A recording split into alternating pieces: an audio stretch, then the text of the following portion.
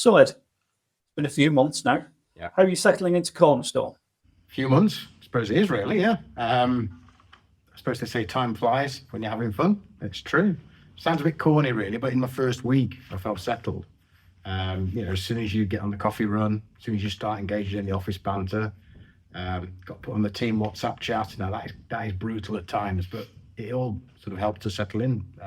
Loving it, absolutely loving it. Have your first impressions changed at all? Really? Obviously I got to know people more. I suppose it sounds a bit weird when I say it, but I've watched from afar from quite a few years. I've actually worked with a few of the team, but as a client, so I know a few of the team in that sense. But I've known David for a long, long time, and I know the values that he's put into the business. The honesty, the working on the client side, the values, the principles he runs with. So it's not really come as much of a shock to me. You've mentioned a couple of things there. What do you see as Cornerstone's strengths? I suppose the first thing has to be the full service. We're not one trick pony. We can integrate all the offerings that the client needs. We're very agile, too agile sometimes, always trying to do the right thing for the client. And what I would say, and why I always use Cornerstone as a client, was they were great value. And it's a different thing to being cheap. Great value is, really good level of service for the cost that is paid. So tell us about what you did before you joined Cornerstone. At my previous employer, I was there about 22 years. Started as a senior brand manager way back in 2002. Had a lot more hair then, a lot less weight, but worked on a variety of brands across probably most healthcare categories, in a variety of roles, from sort of brand marketing to some senior sort of key account sales roles, working right up to sort of director of consumer marketing at one point, before we then split the business into sort of business units. And I was just effectively a commercial director for the medicines portfolio. So that was my previous role. Prior to that, I worked in construction, banking and finance, and business services. So I've got quite a breadth of experience across both business to business and business to consumer. Really, it sounds a bit like a job interview, this, doesn't it? So has it been a challenge to swap sides, as it were? In some aspects, I have to learn the jargon or the lingo, which, is a natural part of a change.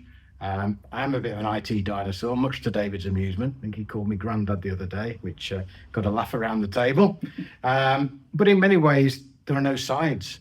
A good agency should work as a partner with the client, going through the wins, the losses, the ups and downs, etc. So, in that sense, it just seems a different side of the challenge, but working together, still in the same team, moving from, let's say, the midfielder to the defender. It's the same overall mission.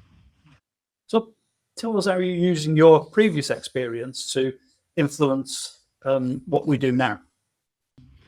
Working on things such as succession planning, structures of the departments, team development. So, we're seeing some good results already in that respect. The next one is probably communication. It's quite ironic, but as a communications agency, we work very well, very effectively for our clients, less so for ourselves. It's like the old adage of a mechanic, got a rusty old banger on his drive. He never does it because he's always working on customer jobs. So we need to work on our internal communication, both to our team, keeping everybody in the loop.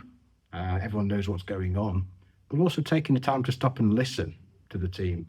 And again, I did some early focus groups, listening to people, finding out what the team thought about things and how we could improve things, because there's no better way to improve things than listening to the people who are actually doing it day to day. In terms of other aspects, I suppose pragmatism. I've got the lines to show I've been around a fair amount of time. I've probably experienced a lot of things over the years, so not a lot of things shock me. So it's good to act as a sounding board, necessarily calm people down, but just to sort of try and get a little bit of perspective on what's going on, reassuring people, coaching people. And then the final thing is probably focus for the client, or client focus is probably a better way of saying it. I've worked with probably over 50 agencies over the years, some good ones, some, let's say, not so good ones. So what what I want to do and what I spoke to David about is cherry picking the best bits from the better agencies. Some people call it stealing with pride. Others, it's just, everybody's worked their own way of doing it. And from a client perspective, what does the client value? And let's try and create a smorgasbord of those good bits that we can really improve the Cornerstone offering. And on that smorgasbord, what are your priorities? What are your first priorities? I suppose my biggest priority at the moment is to lift the leadership team's heads. Now, I don't mean in terms of motivation, but I actually mean it in terms of getting them out of the everyday do, so that they can sit back, trust their teams more, which, everybody's busy. Let's sit back a bit and think about, what do we need to do for the business now? What do we need to do for the business in a year's time? And what do we need to do for the business in 5 years? If we can plan and prepare in advance rather than waiting till it happens, we're going to be in a much better position. So that I think is my biggest priority. What else? I would say, keeping client focus. The client is the absolute king. It's an old adage, but it's true. They're the ones that keep the energy, bills being paid, the electricity bill. They're the ones that keep the roof over our house. We work as a partnership with them, but ultimately they are, the reason we're here, the reason we're sat here talking. And I suppose the other thing I would probably bring, well, the obvious thing is my background in healthcare and pharma. We've got some big pharma and healthcare clients already. We're looking to really grow that aspect. And given my experience working across most, if not all, sort of therapeutic categories, I can talk the language that some of our clients need to be talked. We can make sure that the processes behind the scenes, etc., are set up for the right output of the work in the right way that our clients want it. So those are your first priorities. What do you want to achieve in the longer term? I suppose I'd answer that like I would have done at any stage in my career. I would like to feel like I've made a difference. Riding your own wave rather than following somebody else's wave. Looking back, you want to think that you have made a difference to clients, made a difference to the team here, made a difference to the business. And if you are part of that business and really engaged, it's coming every day. You're getting little wins throughout it. You get wins every day, every week, every month, etc. Ultimately,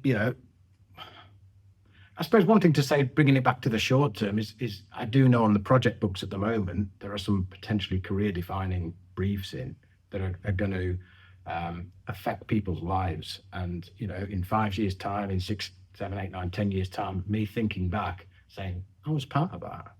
That's something that, you can take with you forever. No one can ever take that away from you.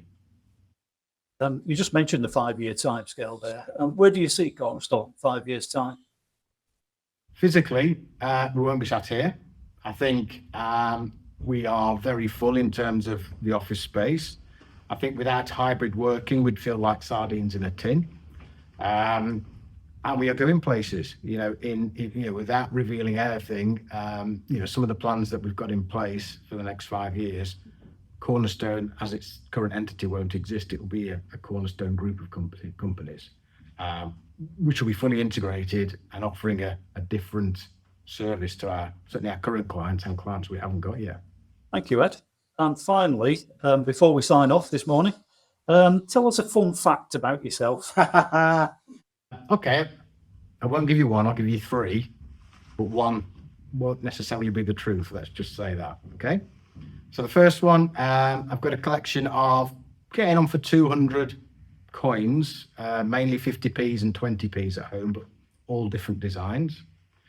Second one, I love reading, mainly spy novels, crime novels, biographies, autobiographies, and the Kindle is probably one of the first things to go in the case when I go on holiday. And one villa holiday, I read 9 books in a 2-week holiday. So it was real head down stuff. And the third one, when I was at uni, I once did a bungee jump from a crane. And it was sort of tea time, early evening jump. And we'd been playing sport in the afternoon and the match had finished early, playing cricket. And we hit the pub, had a few drinks as you do, went for a curry afterwards. And then a few of us went and did this bungee jump. Let's just say dangling upside down after the jump, it didn't end well. Okay, enough said. Do I have to guess which one's the truth? No, I'll leave it entirely up to you. It's up to you guys.